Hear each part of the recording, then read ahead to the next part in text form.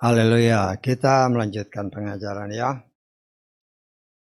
Kita memasuki kitab Ulangan pasal ke-5. Kita akan baca ayat 1 sampai ke 21 aja ya. Tetapi nanti saudara baca semuanya. Ya, sehingga kalau Tuhan berkenan kita dapat mencakup semua ini. Kita akan baca ayat 1 sampai 21 sebagaimana tertulis di depan ya. Supaya bacaannya sama. Ulangan 5 ayat 1 sampai 21. Kita baca bersama 3, 4. Adapun Moshe memanggil seluruh orang Israel dan berkata kepada mereka, dengarlah hai orang Israel, ketetapan-ketetapan peraturan-peraturan yang aku katakan kepada telingamu hari ini.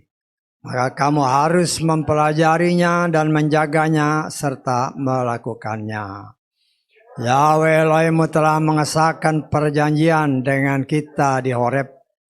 Yahweh mengesahkan perjanjian itu tidak dengan leluhur kita, tetapi dengan kita semua yang ada di sini yang hari ini masih hidup. Yahweh telah berbicara berhadapan muka dengan kamu di gunung dari tengah-tengah api. Pada waktu itu aku berdiri di antara Yahweh dan kamu untuk menyatakan firman Yahweh kepadamu, karena kamu takut akan kehadiran dalam api itu, dan kamu tidak naik ke gunung saat dia berfirman, dengan mengatakan, akulah Yahweh Elohimmu, yang membawa engkau keluar dari tanah Mesir, dari rumah perbudakan. Jangan ada padamu ilah-ilah lain di hadapanku. Jangan membuat patung bagimu yang menyerupai apapun di langit di atas, atau apapun yang ada di bumi di bawah, atau yang ada di dalam air di bawah bumi. Jangan bersujud kepada mereka, dan jangan melayani mereka, karena akulah Yahweh Elohimmu, Elohim yang cemburu, yang memperhitungkan kesalahan bapa kepada anak-anak, dan kepada generasi yang ketiga dan yang keempat, kepada mereka yang membenci aku. Tetapi yang melakukan kebaikan pada beribu-ribu orang, kepada mereka yang mengasihi aku dan kepada mereka yang memelihara perintah-perintahku. Jangan menyebut nama Yahweh Elohim untuk kesia-siaan, karena Yahweh tidak akan membebaskan orang yang menyebut namanya untuk kesia-siaan. Pelihara hari Sabat untuk menguduskannya, seperti yang telah Yahweh Elohimmu perintahkan kepadamu. 6 hari engkau seharusnya bekerja dan melakukan segala pekerjaanmu. Tetapi hari ke-7 adalah Sabat bagi Yahweh Elohimmu. Setiap pekerjaan janganlah engkau lakukan, baik engkau atau anak laki-lakimu atau anak perempuanmu, atau budakmu atau wanita pelayanmu, atau lembumu atau keledai jantanmu, atau seluruh ternakmu, ataupun orang asing ada dalam gerbangmu, supaya budakmu dan wanita pelayanmu dapat beristirahat seperti dirimu. Dan engkau harus ingat bahwa dahulu engkau adalah budak di tanah Mesir, tetapi Yahweh Elohimmu telah mengeluarkan engkau dari sana dengan tangan yang kuat dan lengan yang teracung. Itulah sebabnya Yahweh Elohimmu memerintahkan engkau untuk memelihara hari Sabat. Hormatilah ayahmu dan ibumu, seperti yang telah Yahweh Elohimmu perintahkan kepadamu, untuk membuat umurmu panjang dan supaya baik keadaanmu di tanah yang Yahweh Elohimmu berikan kepadamu. Jangan membunuh, jangan berzina, jangan mencuri, jangan mengucapkan kesaksian kosong terhadap sesamamu. Jangan mengingini istri sesamamu, jangan mendambakan rumah sesamamu, baik ladangnya atau budaknya atau wanita pelayannya, lambunya atau keledai jantannya, ataupun segala sesuatu yang menjadi milik sesamamu. Haleluya. Amin. Silakan duduk. Puji Tuhan, kita bersyukur ya, sebagaimana judulnya, ulangan ya. Jadi diulang lagi karena apa yang tadi kita baca 10 perintah itu telah kita pelajari di dalam kitab Keluaran ya, pasal ke-20. Dan saya percaya pasti setiap kita membaca firman, ada hal-hal yang harus kita juga perhatikan dan oleh kemurahan Tuhan Dia berkenan menyingkapkannya. Ya, kita bersyukur, dengarlah hai orang Israel. Ya, itu yang tertulis. Tapi buat kita mengimani ya, bukan Shema Israel, Shema diriku. Ya, tadi lagu ini saya sebut nama kita masing-masing. Kita harus dengar suara Yahweh. Tetapi setelah kita dengar, dikatakan oleh firman Tuhan dalam ayat 1 tadi, kita harus berdasarkan terjemahan Lukas ya, kita harus mempelajarinya, kita harus menjaganya, dan kita harus melakukannya. Ya, jadi bukan hanya dengar aja, ya, tetapi dipelajari dengan sungguh-sungguh, dipelihara dengan sungguh-sungguh, dan dipraktekkan. Ya, karena banyak orang ya hanya dibaca, dimeditasi, tetapi tidak diobservasi. Akhirnya dalam prakteknya banyak terjadi kesalahan-kesalahan. Ya, salah siapa? Bukan salah Bapa Yahweh. Ya, tetapi salah manusia yang tidak menyimak baik-baik apa yang tertulis. Ya, apa yang tertulis itu ya kita simak baik-baik, kita pelajari baik-baik. Ya, seperti yang sering kali dikatakan, firman itu bagaikan roti yang tidak beragi. Roti yang tidak beragi itu keras. Ya, jadi kalau kita mau makan roti yang tidak beragi, itu harus dikunyah baik-baik sampai halus, baru ditelan. Ya. Nah, artinya dipelajari baik-baik, ya, dibandingkan dengan ayat-ayat firman yang lain. Ya, kita baca kan, pokoknya kita baca terus kita mendapatkan penafsiran. Penafsiran ini yang Tuhan berikan atau yang ada dalam hati kita, ya, kita juga harus membandingkannya dengan ayat-ayat firman lain. Kalau dia tidak bertentangan, ya artinya penafsiran itu benar. Atau dapat kita katakan benar. Kita anggap ya. Tetapi kalau melenceng sedikit berarti ada sesuatu yang kurang tepat. Jadi kita harus gumuli, harus berdoa. Ingat sebagaimana minggu lalu kita sudah belajar. Supaya kita sesuai Efesus pasal 1 ayat 16-17. Supaya kita senantiasa oleh kasih kemurahan Tuhan dianugerahi roh hikmat dan pewahyuan, penyingkapan akan rahasia-rahasia firman. Karena setiap firman itu adalah rahasia, ya. Setiap firman itu rahasia karena firman itu pribadi Tuhan.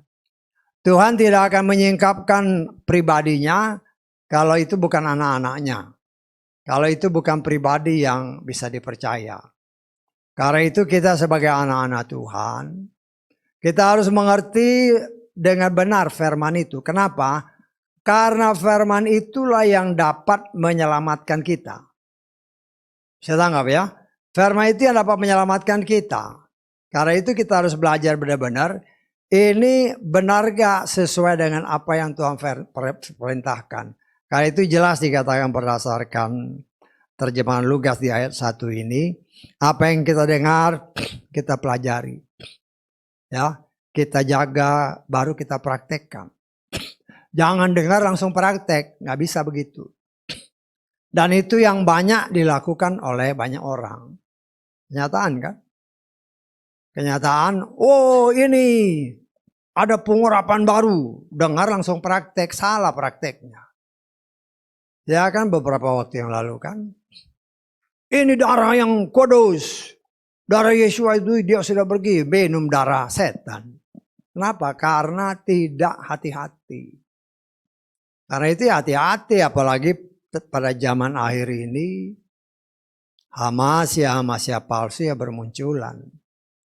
Dan saya berkali-kali ingatkan ya, setan itu mencari orang yang memang dipilih oleh Tuhan untuk diselamatkan. Kalau orang yang sudah pasti dilahirkan untuk dibinasakan, kan setan tahu. Dia nggak akan ganggu ya, karena nanti akan sama-sama dengan dia. Tetapi yang dipilih untuk diselamatkan berdasarkan Efesus 1 ayat 4, lah itulah yang terus menerus ya coba diganggu oleh si setan dengan berbagai macam caranya. Ya.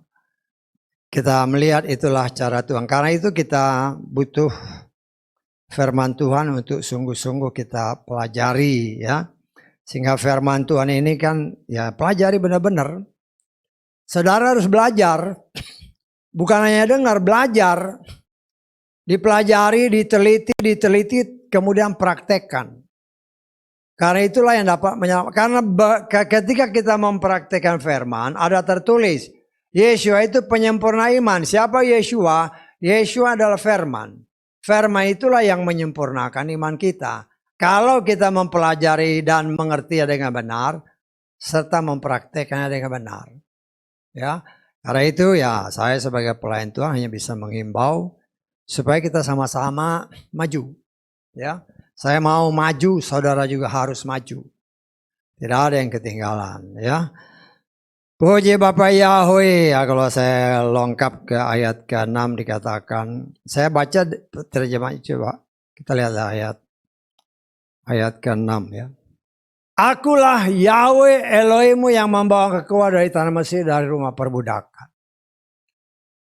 Kalau itu dari Tuhan, dia akan memperkenalkan dirinya. Saudara ingat kemarin ada yang bertanya ya tentang Wahyu pasal 6. Banyak orang sekalipun hamba Tuhan.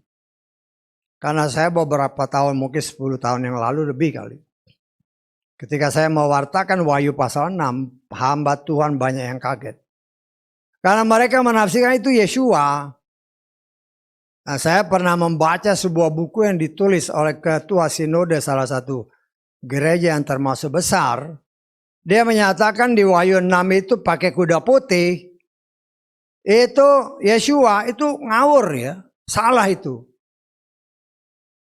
Kita harus ingat ini. Ya seperti yang saya katakan tadi, ketika Tuhan berfirman dia kasih tahu, akulah Yahweh.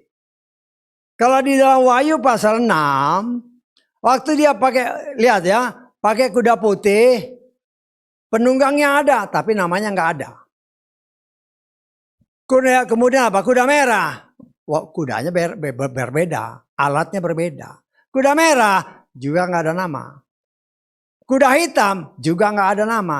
Tetapi kuda yang terakhir ada namanya. Namanya siapa? Ya, coba kita lihat ya. Karena ya bukan Yeshua itu setan. Ya, karena itu banyak ya anak Tuhan. Jangankan anak Tuhan, hamba Tuhan aja tersesat. Apalagi sampai ketua sinode bilang ini Yeshua itu ngawur sekali. Tapi ya itulah karena memang masih belum terbuka. Kita lihat di dalam, ini kuda yang terakhir ya. Di Wahyu pasal 6 ayat ke-8. Aku melihat seekor kuda hijau pucat ya. Kalau warna putih, ya saya praktekin. Saya beli cat warna. Warna putih, warna merah, warna hitam dengan ukuran yang sama saudara campur. Jadilah ini. Jadilah warna ini, ya. Warna hijau pucat, dia menunggang di atasnya. Namanya apa? Kematian. Pada saat terakhir baru dia perkenalkan, akulah maut, akulah kematian. Bukan Yeshua itu. Ya, tetapi itulah pelayan Tuhan, pelayan besar, ketua sinode. Ya, menganggap itu Yeshua. Karena apa? Karena tidak mempelajari. Kuda putih, Loh, kuda putih dikasih mahkota. Dikasih, bukan punya mahkota. Ayo harus hati-hati ya, kita lihat ini. Kita lihat ya, karena supaya saya menjelaskan karena ada yang bertanya ya. Kita lihat di dalam Wahyu pasal 6 ini ayat kedua coba kita lihat. Supaya saudara ngerti ya, jangan tersesat. Ini karena banyak yang tersesat di sini. Aku lihatlah saya ke kuda putih. Kuda putih ini yang bikin orang jadi tersesat. Seperti kan, itu Yeshua, itu setan.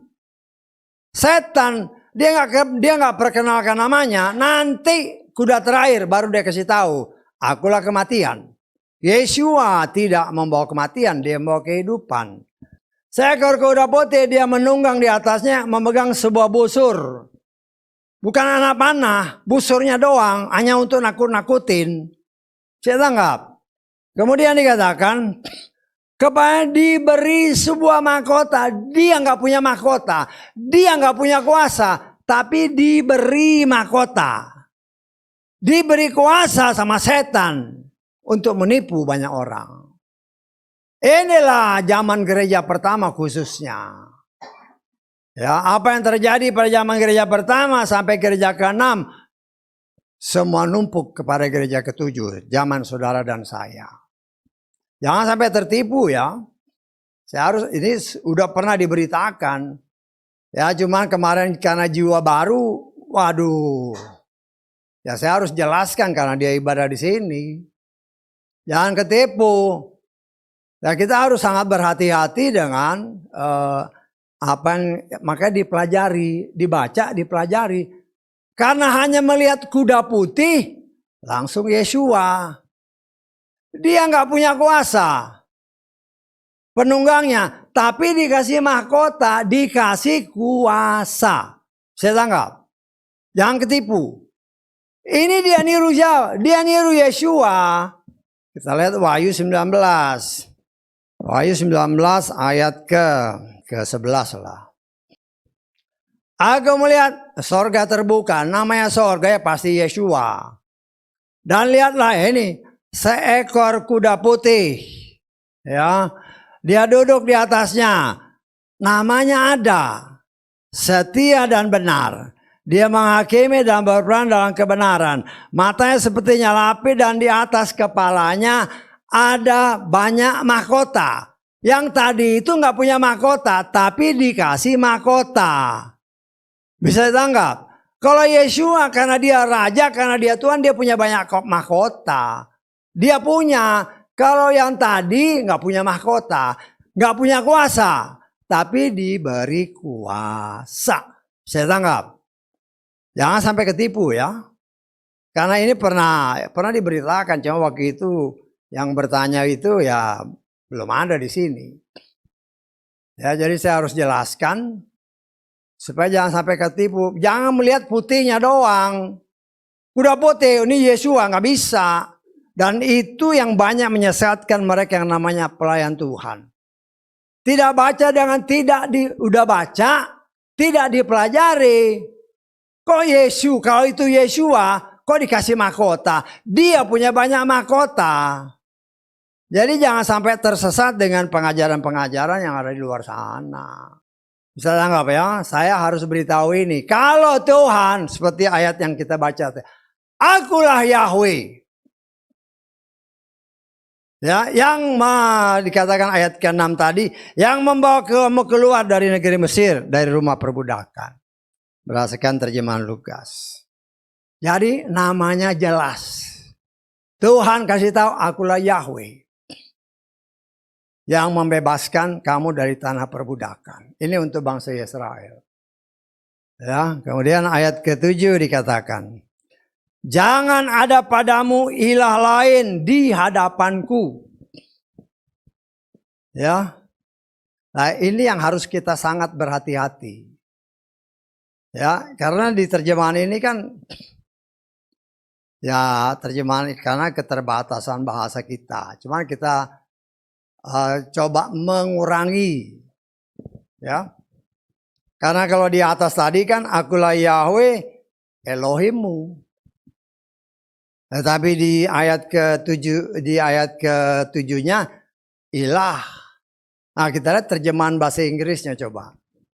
Ayat ke-6. Ya. I am the Lord thy God which brought thee out of the land of Egypt. Ya, perhatikan ya. The Lord thy God. The Lord thy God. Kalau Lord tulisannya seperti ini, huruf besar.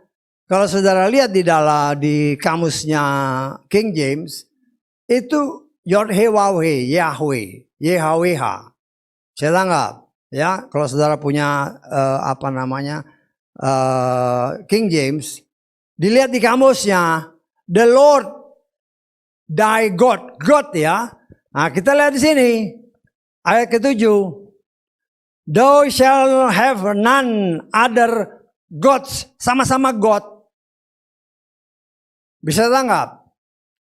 Hanya yang di atas itu Godnya huruf besar, di bawah Godnya kecil. Yang harus kita ingat dalam bahasa Ibrani, nggak ada huruf besar, huruf kecil, semua sama. Artinya kalau kita mau terjemahkan secara bebas, ya, God di sini adalah Tuhan.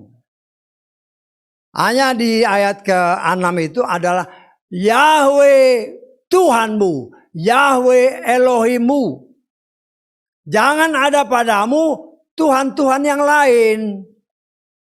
Bisa tanggap? Jangan. Apa arti Tuhan? Tuhan itu artinya yang disembah, yang dipuja, yang kepadanya kita beribadah. Nah, saya berpikir-pikir juga ini apa yang Tuhan mau singkapkan. Karena sekarang ini justru nama itu dilupakan. Saya tanggap. Nama Yahweh dilupakan. Ya. Bukan saja mereka menghilangkan nama itu, tetapi menggantinya dengan nama yang lain. Kita pakai logika aja. Jangan ada padamu Tuhan-Tuhan yang lain. Loh, bukan saja Tuhan yang lain, bukan hanya Tuhan, tetapi nama Tuhan yang lain, justru itu yang dipuja-puji oleh mereka yang menamakan diri orang percaya. Hati-hati. Ya, hati-hati. Wah, itu kan Yahweh, Tuhannya orang Ibrani. Loh, keselamatan itu datang dari bangsa Yahudi. Ya, kenapa? Karena firman Tuhan itu dipercayakan Tuhan melalui bangsa ini. Tuhan memberikan batu ini kepada Moshe untuk diajarkan kepada bangsa Israel, dan bangsa Israel sesuai perintah Tuhan. Engkau harus menjadi berkat bagi bangsa-bangsa, termasuk saudara dan saya. Apa yang dikatakan oleh Bapak Yahweh kepada Moshe, akulah Yahweh, yang gak berubah. Jangan kau rubah nama itu. Walaupun dalam kenyataannya kan, karena seolah-olah nama itu kalau bahasa Ibrani ya Yahweh, kalau bahasa Indonesia yang lain, gak bisa. Nama itu tidak berubah. Tetap tidak berubah. Ya. Engkau berani merubahnya, kita sudah belajar. Dosa adalah pelanggaran terhadap Torah. Ya, engkau berani mengubahnya, menggantinya, fatal akibatnya. Seperti yang sudah kita pelajari dan terus kita pelajari. Keselamatan hanya ada pada nama yang kudus itu. Yahweh di dalam Yeshua Mashiach. Kalau engkau tidak pakai nama itu, ya seringkali kan dari tempat ini saya katakan. Kalau bukan nama itu, jangan harap selamat. Nggak bisa. Tuhan itu setia sama firman-Nya. Nah, saya sebagai pelayan Tuhan hanya bisa mewartakan apa yang tertulis. Karena yang menyelamatkan itu bukan saya yang menyelamatkan, firman yang diwartakan, yang tertulis itu, itulah yang dapat menyelamatkan. Dan saya bertugas sebagai jawatan-jawatan yang Tuhan berikan, mengingatkan umat Tuhan, kau yang di sini, kau yang ada di luar sana. Dia jelas mengatakan, akulah Yahweh, jangan kau ganti dengan nama yang lain. Engkau ganti dengan nama yang lain, ya Yesus, Bapak Yahweh sendiri kan berkata dalam Keluaran pasal ke berapa? 3 ayat ke-16. 15.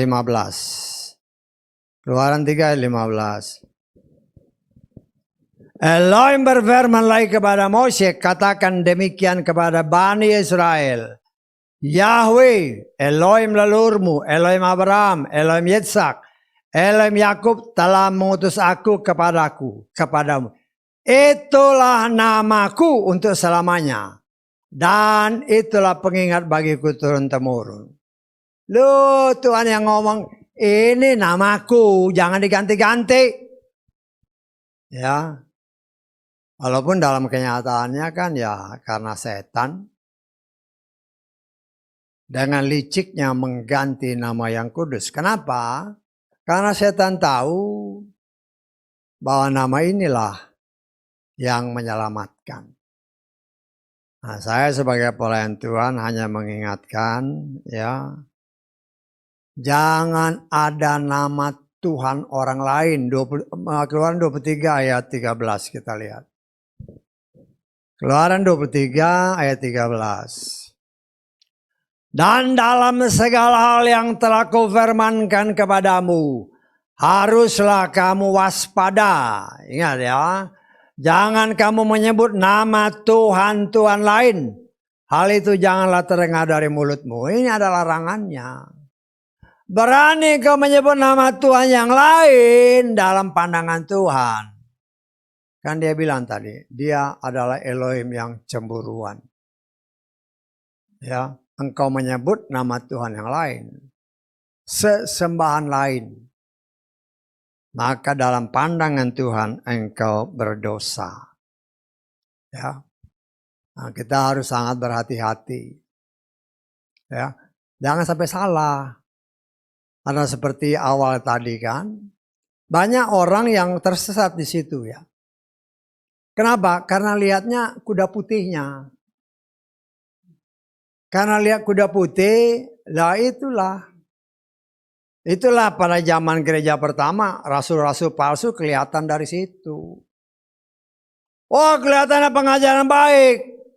Tetapi pakai nama Yesua yang tidak pernah kami beritakan.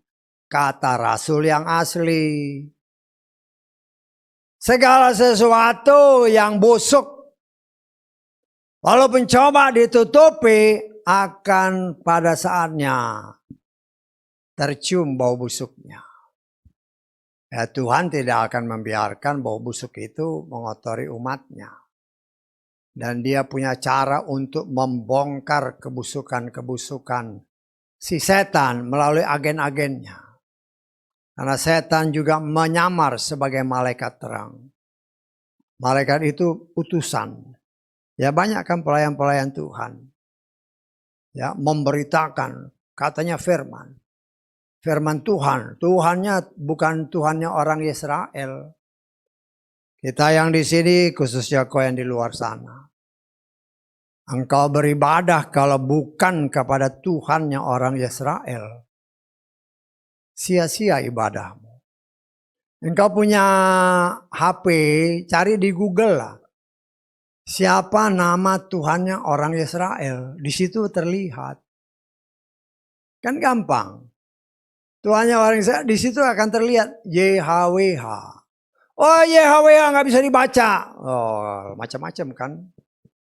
Tapi pelayan Tuhan, Shalom. Wah, orang-orang percaya Shalom, Shalom. Ya, Shalom itu tulisannya gimana? Ya, SLWM. Gimana baca? Ya, itu bukan bahasa kita. Nah, kita coba paling sedikit dia ngerti lah bahasa aslinya. Jangan hanya ngomong shalom. Bisa. Terus ketika ngomong Yahweh, oh Yahweh nggak bisa dibaca. Itu setan punya kerjaan. Ya. Kalau dibilang haleluya, haleluya itu artinya apa? Puji Tuhan. Bahasa apa? Bingung bahasa apa. Pelajari dengan sungguh-sungguh, kata firman Tuhan tadi kan. Kita dengar di sorga, kata Wahyu 19, ada suara haleluya. Apa artinya? Di sorga loh itu. Ya, di sorga, kata Wahyu 19 nih kalau saudara baca dalam ayat 1. Orang berseru haleluya di sorga. Apa artinya? Puji Tuhan, Tuhan yang mana? Ya, karena nggak ngerti.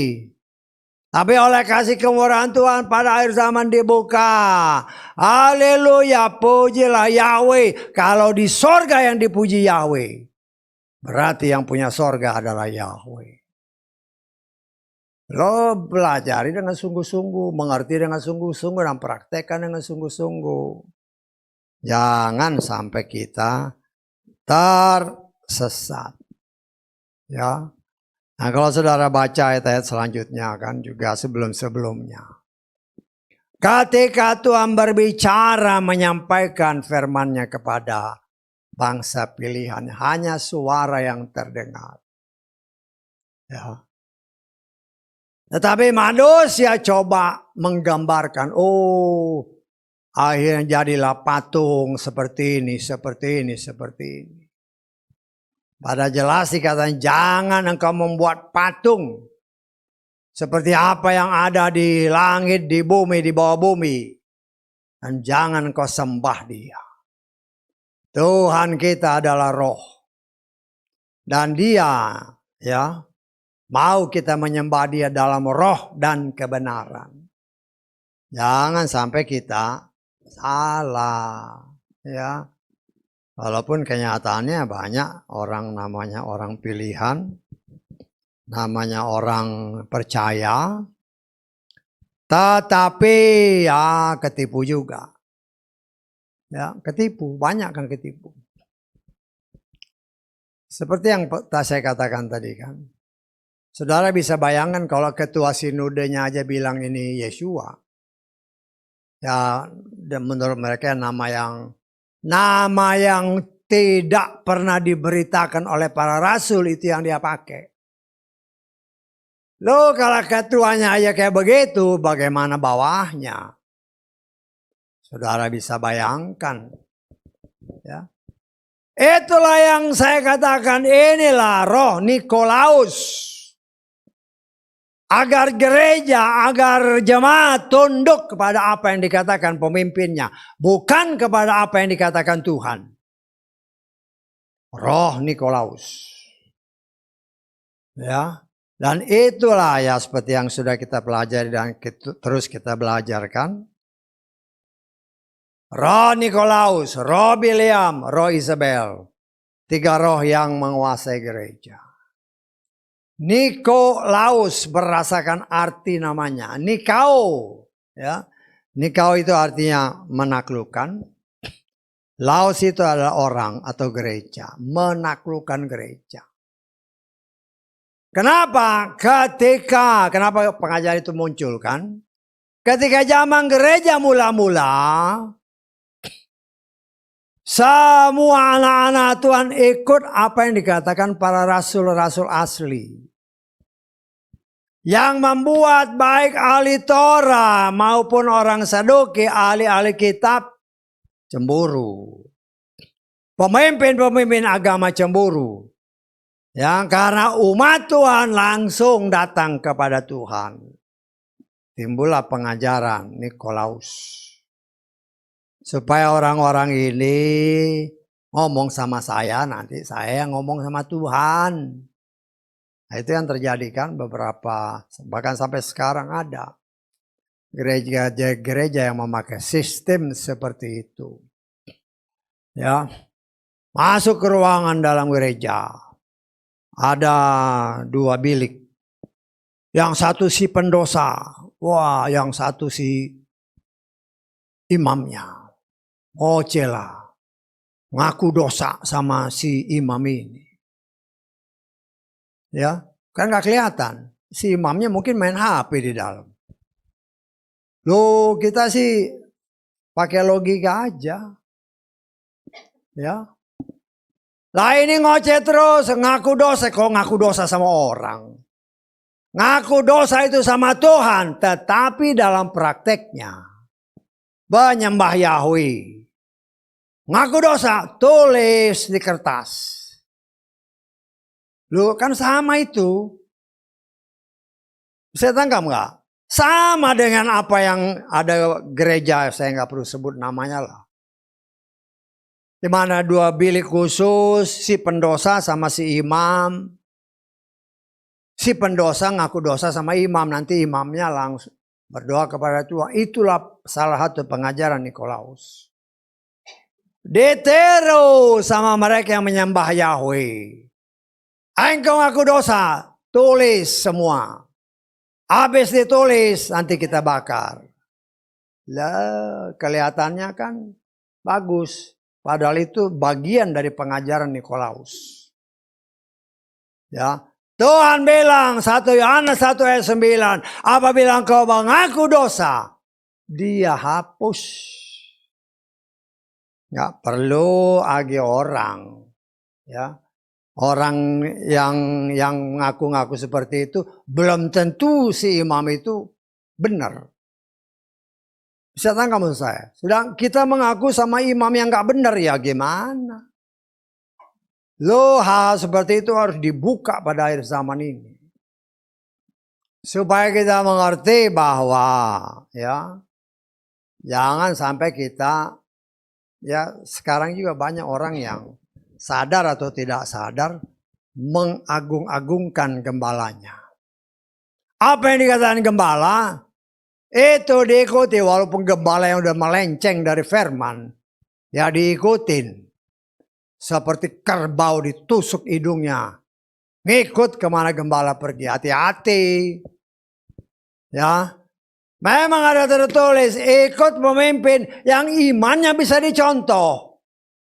Kalau nggak sesuai firman, engkau contohi. Ya sudah. Engkau membawa dirimu dibawa kepada kebinasaan. Nah, saya sebagai pelayan Tuhan ya harus berkata apa adanya. Saya mau selamat, saya mau saudara selamat. Ya ikuti jalan yang benar. Kalau ngaku dosa, bukan sama saya, langsung Tuhan. Berdoa bertolut, mohon kemurahan dan kasih Tuhan. Dan dia akan menggenapkan 1 Yohanes 1 ayat 9. Coba lihat 1 Yohanes 1. Ayat yang seringkali kita dengar ya.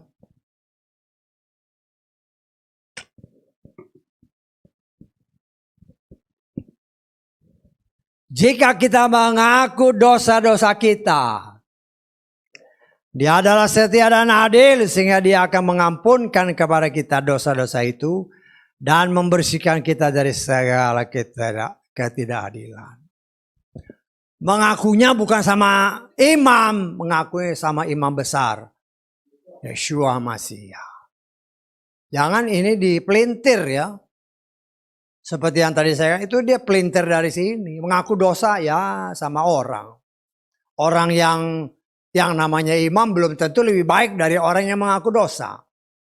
Karena yang tahu itu kan hanya Tuhan. Tapi firman Tuhan kata kita langsung kepada dia. Setia dan adil. Dia adalah Yeshua. Yang menghapus dosa dan kesalahan kita. Ya. Jangan sampai ya karena banyak orang kan tanpa sadar ya memang di sini katakan jangan membuat bagimu patung yang menyerupai apapun. Lu gembala-gembala ini ya memang hormati tapi jangan kau sembah-sembah, jangan kau anggap dia sudah hebat, tidak. Menghormati wajib karena dia pemimpin. Contoh imannya apabila memang sesuai firman. Kalau enggak jangan kau contoh. Karena banyak juga imam-imam palsu, gembala-gembala palsu. Yang mengajarkan hal-hal yang tidak benar. Bagaimana kita tahu itu benar atau tidak? Ada tertulis, ujilah segala sesuatu dan pegang yang baik. Apa yang baik? Yesus berkata, tidak ada yang baik kecuali Elohim, kecuali firman Tuhan. Bukan lagi saatnya kita main-main. Ya, saya mau kita semua selamat. Saya rindu sebagai pelayan itu supaya kita selamat. Cuman ya kita harus benar-benar lakukan firman Tuhan. Jangan sampai ketipu. Ya, ikut pengajaran sini, pengajaran kayak kemarin kan. Ikut sana, ikut sini. Loh, udah tahu setan dibilang Yesua. Mentang-mentang pakai baju putih, kuda putih. Begitu mudahnya orang tertipu. Begitu banyak namanya gembala-gembala tertipu. Kenapa? Saya tahu. Kenapa saya tahu? Ketika saya memberitakan, mereka pada kaget semua. Loh, kalau gembalanya gampang ditipu, gimana jemaatnya? Kenapa bisa ketipu? Karena tidak memperhatikan dengan benar. Ya, secara logika, ya, kalau kita kembali ke Wahyu 6 tadi, secara logika ya, kita pakai logika sedikit lah. Supaya gampang dimengerti. Kita baca Wahyu 6 ini ayat 1.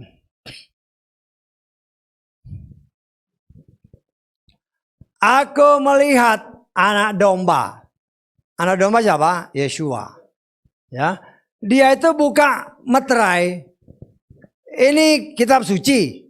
Ya, ini kitab suci. Anak domba yang buka, bisa tangkap. Untuk kasih lihat si Yohanes ini, ya. Kemudian membuka satu dari mata itu dan aku mendengar satu dari keempat makhluk hidup itu yang berkata bagi yang bunyi, mari lihatlah. Jadi anak domba kasih lihat karena anak domba yang buka meterai dikasih lihat. Terus si makhluk ini dari salah satu makhluk dari 4 makhluk yang ada di tahta Tuhan ngomong, mari lihatlah.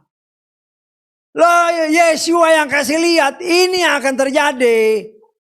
Kau dibilang kuda putih itu Yesua. Logikanya udah nggak kena. Bisa tangkap nggak maksud saya? Kan Yesua yang buka meterainya. Ya, bukan kasih lihat dia kasih lihat apa yang akan terjadi. Ini loh.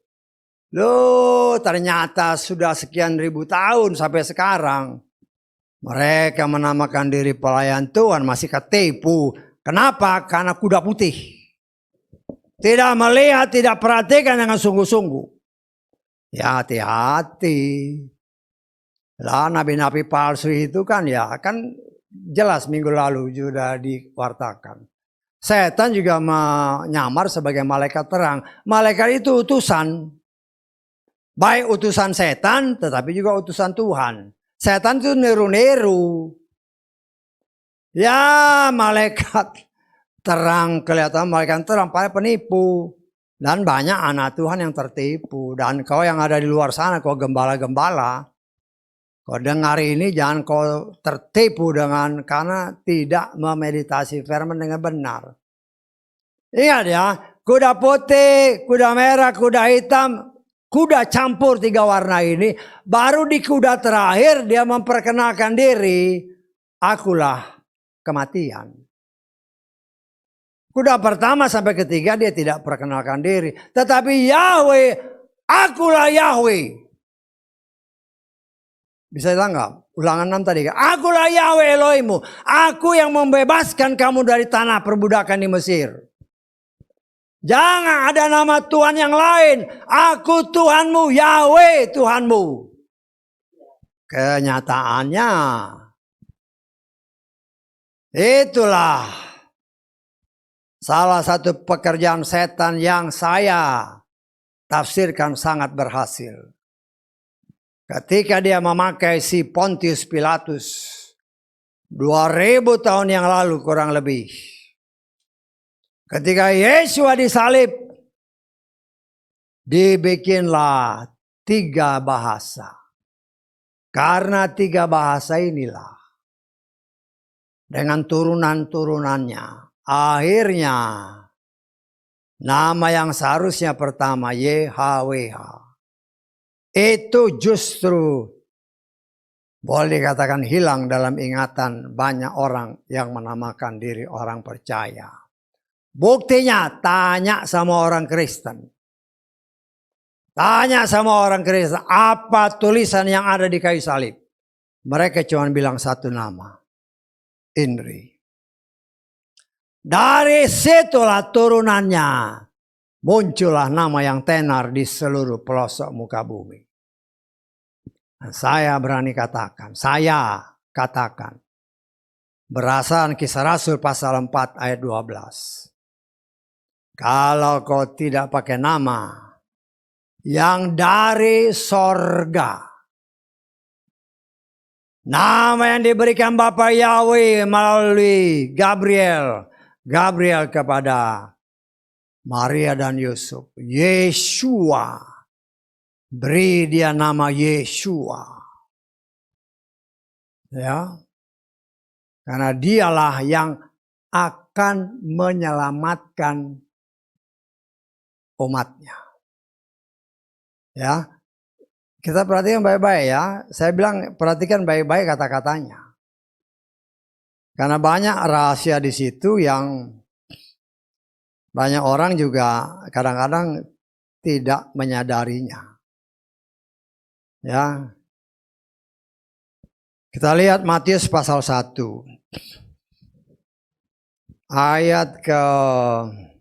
Kita baca ayat ke-20 21. Namun sementara hal itu dipertimbangkan olehnya, lihatlah malaikat Yahweh tampak kepadanya dalam mimpi seraya berkata, Yusuf, anak Daud, jangan takut untuk menerima Maria istrimu. Karena yang dikandung dalam dirinya adalah dari Roh Kudus. Perhatikan ayat ini. Dia akan melahirkan seorang putra dan engkau akan menyebut nama Yeshua. Karena apa? Karena dialah yang akan, perhatikan kata-kata, akan menyelamatkan umatnya dari dosa mereka. Ya, kenapa saya harus kembali kemari? Kan banyak orang menyatakan, Yeshua itu manusia sempurna, manusia tulen. Apa salah? Enggak salah. Enggak salah itu. Hanya dia manusia sempurna, 100% manusia yang tidak berdosa. Bisa ditangkap. Dosa dan tidak dosa itu yang menentukan Tuhan. Karena itu kita lihat dalam Lukas pasal ke berapa? 1 atau 2. Kita lihat ya, kita harus belajar sungguh-sungguh ya. Supaya jangan sampai tersesat karena pengajaran-pengajaran macam-macam itu. Ya. Lukas 1 ayat 35. Sambil menjawab malaikat itu berkata, perhatikan kepadanya, Roh Kudus akan turun ke atasmu dan kuasa yang maha tinggi akan menolong engkau. Karena itu pula yang dilahirkan itu apa? Kudus. Perhatikan ayat itu baik-baik. Karena itu kalau dikatakan Yeshua itu 100% manusia. Memang dia 100% manusia. Hanya dia manusia yang kudus. Bisa tanggap? Kenapa? Karena dia benih dari Roh Kudus. Bisa tanggap? Kalau gitu dia bukan Tuhan. Lah kan? Bisa tanggap? Pernah dengar orang-orang seperti itu? Salah? Enggak salah. Saya katakan itu enggak salah. Kalau ada pertanyaan, dia 100% manusia, kalau gitu dia bukan Tuhan. Kita harus bisa menjelaskan berdasarkan apa yang tertulis. Kemarin sebenarnya sempat disingkapkan. Waktu pertanyaan bebas kan setelah ibadah. Tapi ya karena ini menyangkut bukan saja jemaat tetapi jiwa-jiwa yang setia mengikuti ibadah supaya mereka ngerti. Yeshua itu memang manusia sempurna, manusia seutuhnya. Hanya dia kudus, tidak ada manusia yang kudus kecuali dia. Kenapa? Karena dia dari benih yang kudus. Apakah dia Tuhan? Lah, harus dijawab dengan firman. Dari Matius tadi, kalau saudara, makanya saya bilang perhatikan ayatnya ya. akan menyelamatkan umatnya. Umatnya itu ada yang sudah mati sebelum dia muncul, ada yang setelah dia muncul. Bisa ditangkap. Sedangkan dia bertugas untuk menghakimi orang yang hidup dan yang mati. Yesus sendiri berkata, kita baca lagi ya supaya jelas ya. Supaya jelas, dan kalau saudara ditanya, saudara harus bisa menjelaskan. Ya, kita lihat Yohanes 12. Ayat ke-47, 48. Perhatikan ayatnya baik-baik. Jika seseorang mendengarkan firman-Ku dan dia tidak percaya, perhatikan ya, Aku tidak menghakiminya, sebab Aku datang tidak untuk menghakimi dunia, melainkan untuk menyelamatkan dunia. Saya tangkap, nah kita baca ayat selanjutnya. Siapa yang menolak Aku dan tidak menerima firman-Ku, perhatikan ayatnya. Menolak firman-Ku dan tidak menerima firman, ia mendapatkan dia menghakiminya, yaitu siapa? Firman yang Kuucapkan. Loh, yang menjadi masalah, orang yang mati sebelum dia diekspos, sebelum dia muncul, belum pernah dengar firman dari mulut Yesua. Bisa ditangkap? Karena itu Yesua setelah menyelesaikan tugasnya bagi orang yang hidup, dia mati. Untuk apa? Untuk memberitakan firman bagi orang yang sudah mati sebelum dia muncul. Kenapa? Karena yang menghakimi itu firman. Sedangkan firman Tuhan katakan dia akan menghakimi orang yang hidup dan yang mati. Bisa ditangkap? Karena itu dia harus mati untuk beritakan Injil. Karena orang yang mati sebelum dia harus mendengar Injil, karena Injil itu yang akan menghakimi dia. Bisa tangkap? Ya, kita lihat lagi. 1 Petrus 4 ayat ke-5. Mereka akan memberikan pertanggungan jawab kepada dia yang siap menghakimi yang hidup dan yang mati. Saya tangkap. Karena itu kematian Tuhan bukan saja untuk menebus manusia yang masih hidup, tetapi kematiannya juga untuk memberitakan firman bagi yang sudah mati sebelum dia muncul.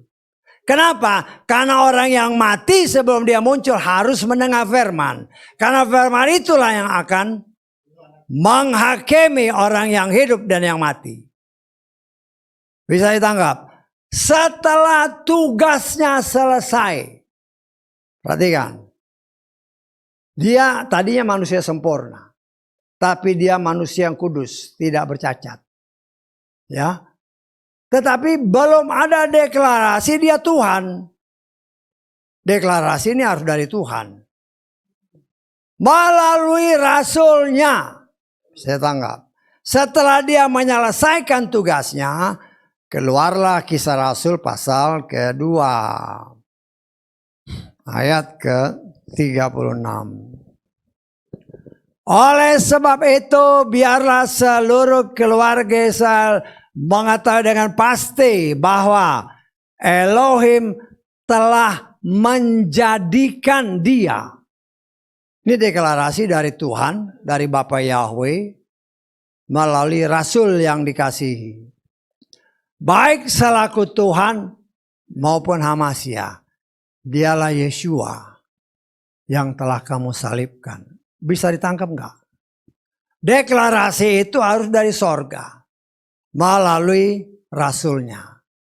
Setelah Yesua manusia yang sempurna, manusia yang tidak berdosa, menyelesaikan tugasnya untuk memberitakan Injil bagi yang hidup dan yang mati, ya, dan dibuktikan dengan kebangkitannya, dia tidak dikuasai oleh maut. Karena itu ada deklarasi dari sorga. Kenapa dia tidak mati seterusnya? Ya, kebangkitannya merupakan satu pernyataan bahwa kematian tidak bisa menguasai Tuhan yang hidup.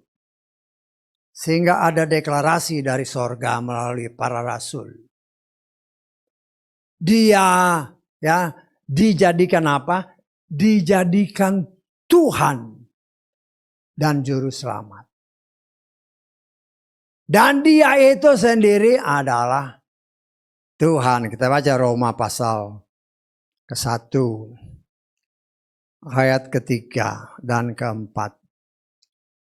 Tentang putranya yang menurut daging berasal dari Bani Daud, yang dengan kuasa Roh Kekudusan melalui kebangkitan dari yang mati telah ditentukan sebagai putra Elohim.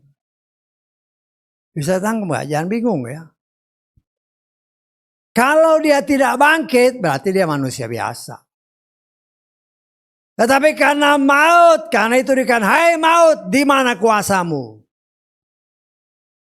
Tuhan sudah mengalahkan maut. Ya. Jadi jangan kita bingung. Ya. Dia memang ketika lahir sampai dia menyelesaikan tugasnya bagi orang hidup, dia memang manusia yang tidak berdosa. Tetapi setelah dia menyelesaikan tugasnya untuk memberitakan juga firman bagi orang yang mati, ya, dan membuktikan bahwa dia Tuhan, dia bangkit. Baru ada deklarasi dari sorga. Dia dijadikan Tuhan, dia dijadikan ya Tuhan dan juru selamat. Ya, kita lihat dalam Efesus pasal ke berapa nih? Pasal ke-4 tadi kita lihat ya. Ayat ke-8. Oleh karena itu dia berkata seraya naik ke tempat tinggi, dia menggiring tawanan dan memberikan pemberian-pemberian kepada manusia. Setelah dia menyelesaikan tugasnya. Ingat ya, di situ saya menafsirkan. Termasuk Adam dan Hawa ada di sana. Termasuk Nuh, Abraham, Sarah dan sebagainya. Karena mereka belum bertemu Yeshua. Ya. Saya tahu nggak maksud saya. Yeshua harus memberitakan kepada orang, kecuali mungkin Henokh, kecuali si Elia, dia langsung di sorga kan. Tapi yang lain kan dikubur, walaupun ya rohnya memang ditempatkan Tuhan secara khusus. Karena itu di dalam Matius pasal 7, orang-orang kudus ketika Yesus mati, mereka bangkit. Jadi jangan sampai kita bingung kalau ada orang yang mengatakan, Yesus itu kan manusia. Memang manusia. Ketika dia menjalankan tugasnya untuk memberitakan Injil bagi manusia yang hidup. Setelah dia selesai, dia harus mati untuk memberitakan Injil bagi orang yang mati. Setelah tugas ini selesai, dia bangkit, baru ada pernyataan. Dia Tuhan. Karena itu kitab Filipi menyatakan. Ya, Filipi pasal kedua. Kita lihat ya ayat ke 10 dan 11. Supaya di dalam nama Yeshua setiap lutut yang sorgawi dan duniawi dan yang ada di bawah bumi akan bertelut. Setiap lidah mengaku bahwa Yeshua Masya adalah Tuhan bagi kemuliaan Elohim. Di sorga, di bumi bertelut. Loh, siapa dia kalau bukan Yahweh sendiri? Menggenapkan apa yang ditulis dalam Yesaya 43 ayat ke-11. Akulah Yahweh, dan tidak ada juru selamat selain aku. Aku Yahweh yang mengeluarkan engkau dari tanah perbudakan. Aku Yahweh yang mengeluarkan engkau dari perbudakan dosa bagi kita. Saya tangkap. Ya. Kita sudah belajar kalau dia turun sebagaimana wujud nyatanya. Ya semua manusia mati. Karena itu sejak kejatuhan manusia sudah dinubuatkan akan datang sang juru selamat yang akan menghancurkan kepala si ular, yaitu Yeshua.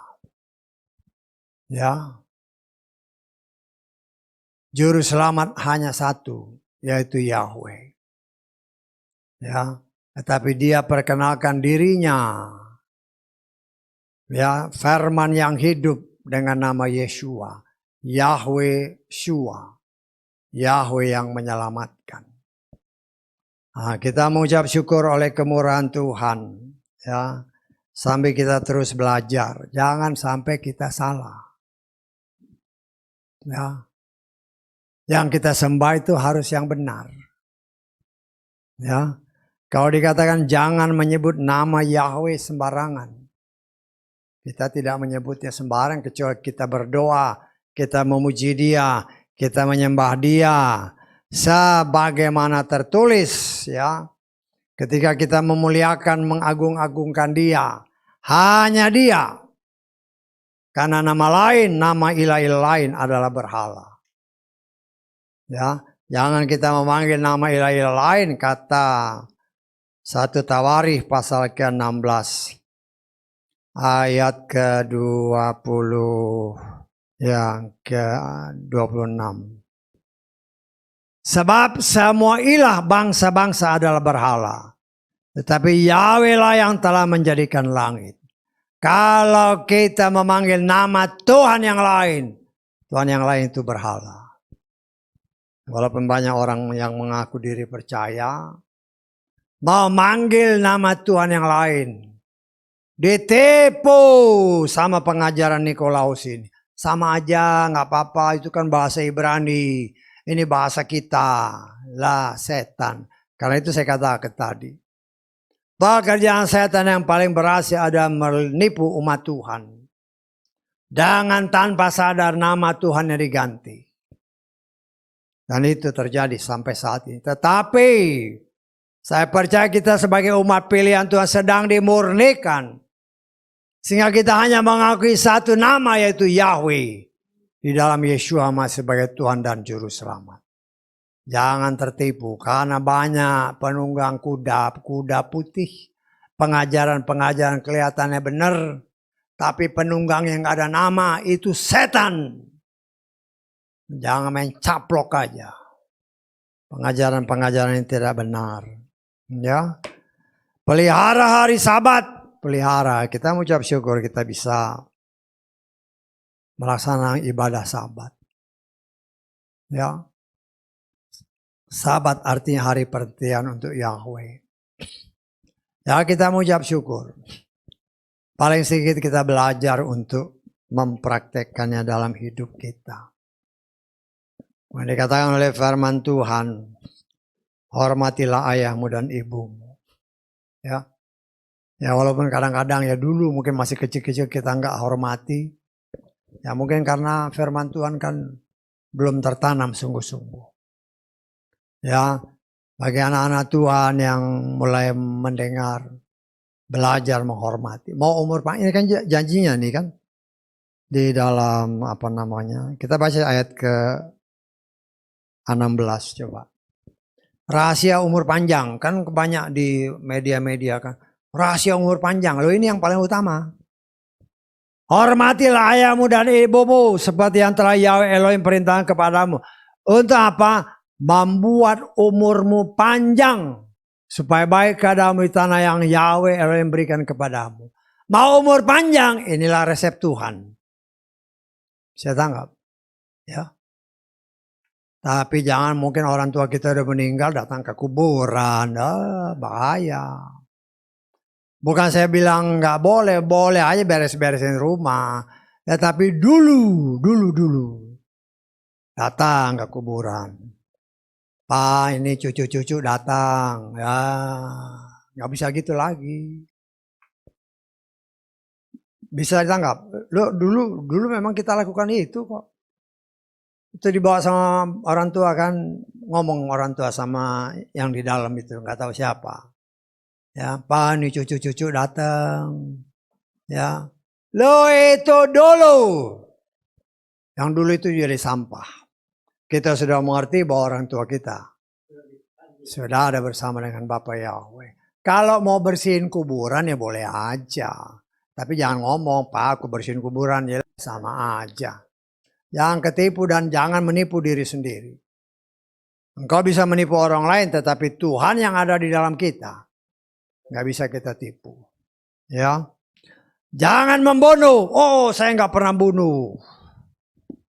Ya kan, saya nggak pernah bunuh kayak si Mose, kayak si siapa, si Paulus. Saya bukan pembunuh. Benar. Kita baca 1 Yohanes 3 ayat 15. 1 Yohanes 3 ayat 15. Setiap orang yang membenci saudaranya, dia ada apa? Pembunuh. Ya koreksi diri aja. Apakah kita membenci saudara kita?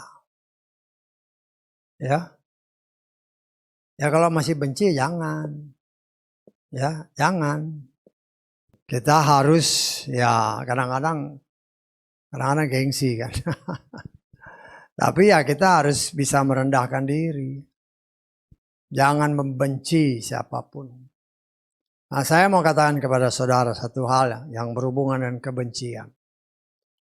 Semua orang yang kami layani yang mempunyai sakit kanker, pasti ada kebencian. Pasti.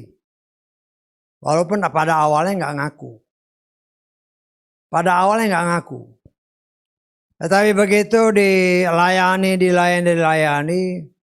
memang ada kebencian. Jangan simpan kemarahan.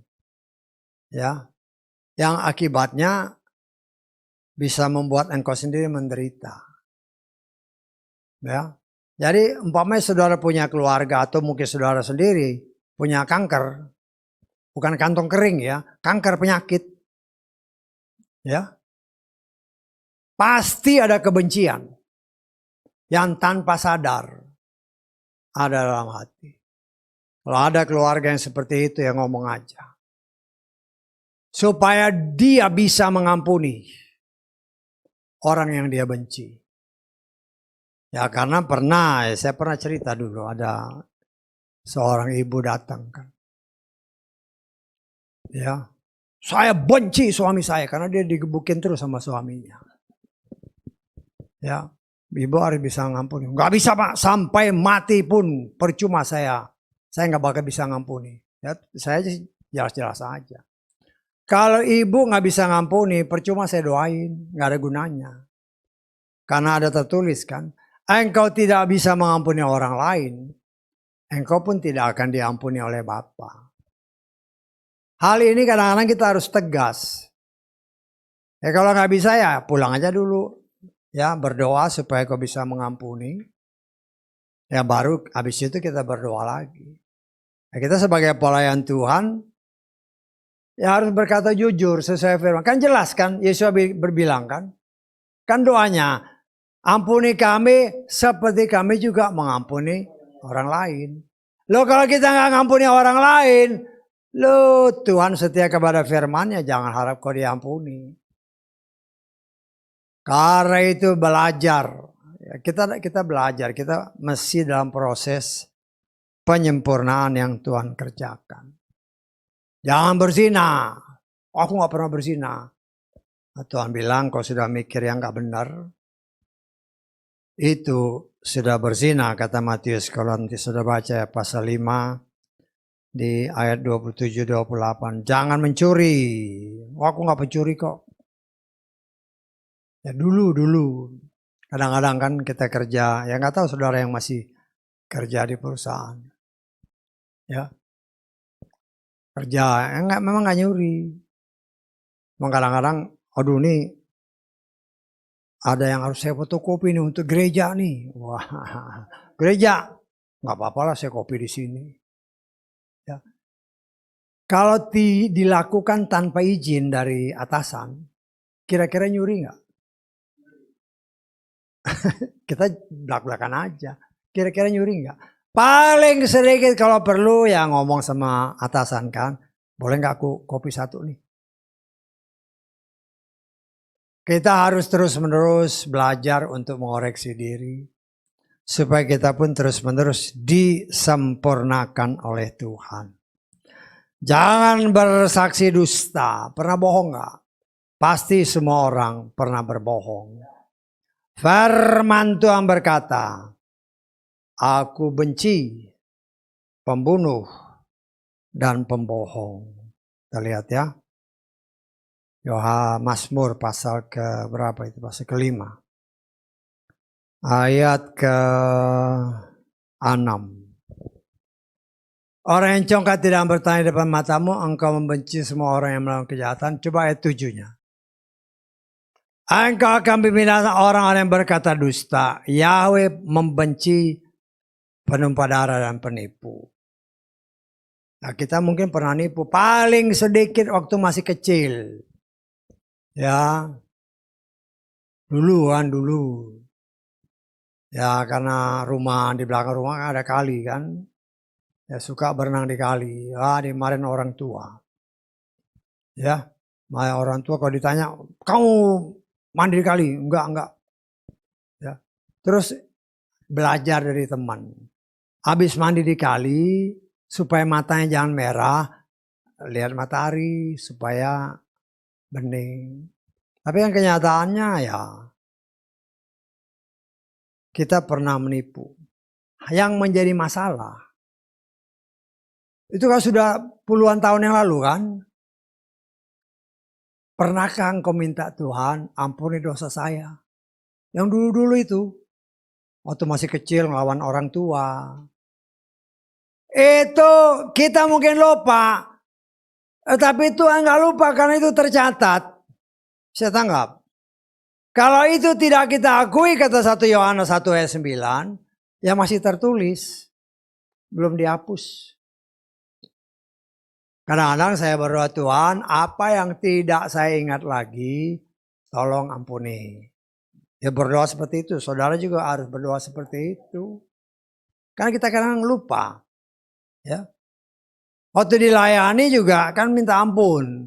Tapi kan gak semua minta ampun. Gak semua yang dimintain diakui di hadapan Tuhan. Yang kita tidak ingat lagi ya berdoa, Tuhan. Ntar malam berdoa. Aku mungkin berontak sama orang tua. Gak pernah mungkin kita udah lupa. Tapi itu masih ada catatannya. Saya tanggap. Kan itu tercatat. Tetapi apabila kita mengaku dosa, Dia setia dan adil, kata 1 Yohanes 1 ayat 9, dihapus. Sehingga hidup kita berkenan dalam hadirat-Nya dan dipersiapkan sebagai generasi yang memperoleh kasih karunia untuk layak menyongsong Dia. Jangan mengingini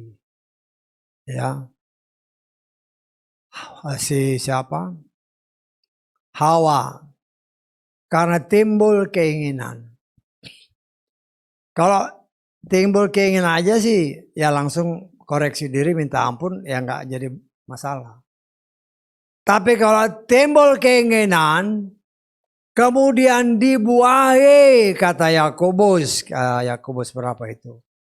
Pasal ke-1 ya. Ayat ke-14 kita lihat. Namun setiap orang dicobakan, diseret dan dipikir oleh keinginannya sendiri.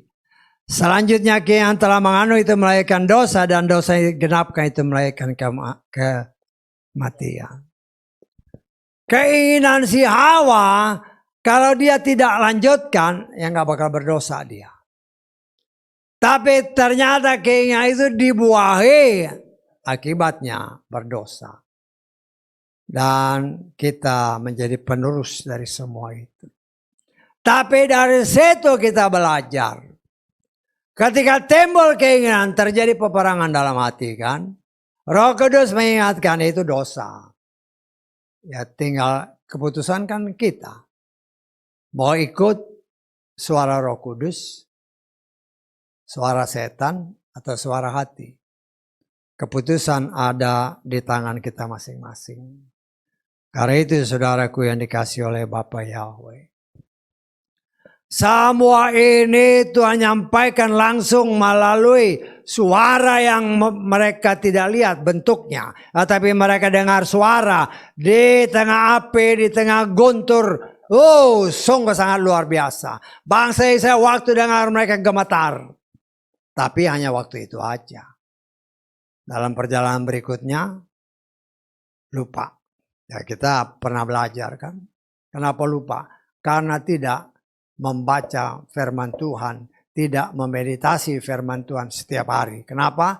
Karena keterbatasan Torah yang ada, yang tertulis, yang Tuhan berikan kepada Moshe, yang kemudian Moshe dijelaskan, dia tulis.